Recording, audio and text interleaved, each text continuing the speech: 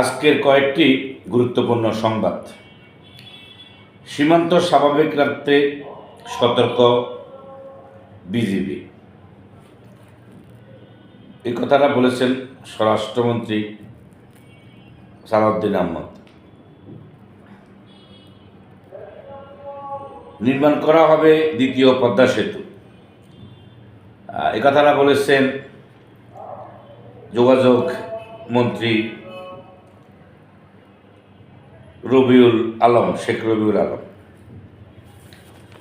১/১১ ষড়যন্ত্রকারীদের কি মানবতা বিরোধী অপরাধের বিচার হবে?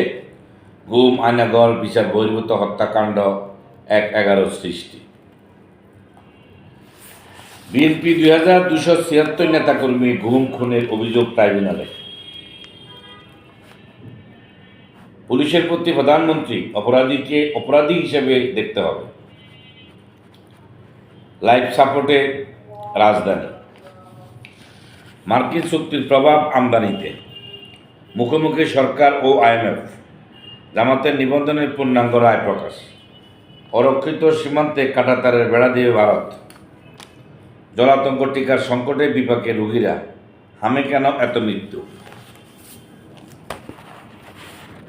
উত্তপ্ত ২ বিশ্ববিদ্যালয়। উপাচার্যকে অবাঞ্ছিত স্থবির কার্যক্রম। শিক্ষকদের উপর হামলা, থমথমে ক্যাম্পাস।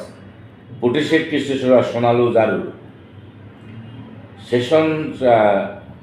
শেষ জেন ভিসায় প্রবেশের সব কাগজপত্র সঙ্গে রাখার পরামর্শ। বাড়ছে বয়স্ক বিধবা ও প্রতিবন্ধী ভাতা। জ্বালানি সংকট সমাধান ছাড়া আস্থা ফিরবে না বিনিয়োগকারীদের। BIDA chairman. NID ফরম যুক্ত হচ্ছে দাওরা MBBS ডিগ্রি। চুরির অভিযোগে যুবককে গাছে বেঁধে মারধর। চট্টগ্রামে একীভূত 5 ব্যাংক গ্রাহকদের বিক্ষোভ। ভিসা বন্ডের অর্থ পাঠানোর অনুমোদন দিল কেন্দ্রীয় ব্যাংক। শুধু নামেই ছোট যমুনা। গর্ভের সন্তানের লিঙ্গ প্রকাশ করা যাবে না, হাইকোর্টের রায়। এটা একটা ভালো প্রস্তাব।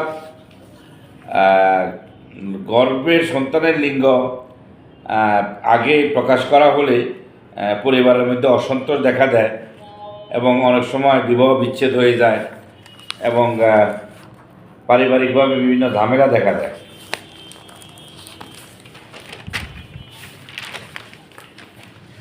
বাংলাদেশের মানুষ কাঁটাতারকে ভয় পায় না, প্রধানমন্ত্রীর পররাষ্ট্র বিষয়ক উপদেষ্টা। ভুয়া প্রকল্প দেখিয়ে অর্ধ কোটি টাকা আত্মসাৎ। লাগাতার দরপতনে শেয়ার বাজার। রত্নগর্ভা সম্মাননা পেলেন ৩৫ মা। গ্যাস বিস্ফোরণ, দগ্ধ গৃহকর্তার মৃত্যু। চট্টগ্রামে বাসায় ডেকে কুপিয়ে হত্যা।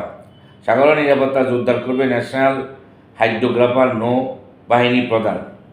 কাগজের কারখানায় তরুণের ঝুলন্ত লাশ। আত্মবিশ্বাস ও স্বাবলম্বিতার আলো ছড়াচ্ছে বসুন্ধরা ফাউন্ডেশন। তিস্তা নিয়ে নতুন প্রত্যাশা, নজর প্রধানমন্ত্রীর চীন সফরে। আজকে সংবাদ পড়ে আপনাদেরকে জানাইলাম। কেমন লাগলো আপনারাও জানাবেন, আপনাদের মতামত দিবেন। দেশে আরও অনেক ধরনের সংবাদই আসে, কিন্তু সব সংবাদ পত্রিকায় আসে না। সবাই ভালো থাকবেন।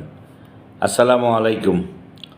মোহাম্মদ ইসমাইল হোসেন খান শামীম, লেখক, সম্পাদক ও প্রকাশক।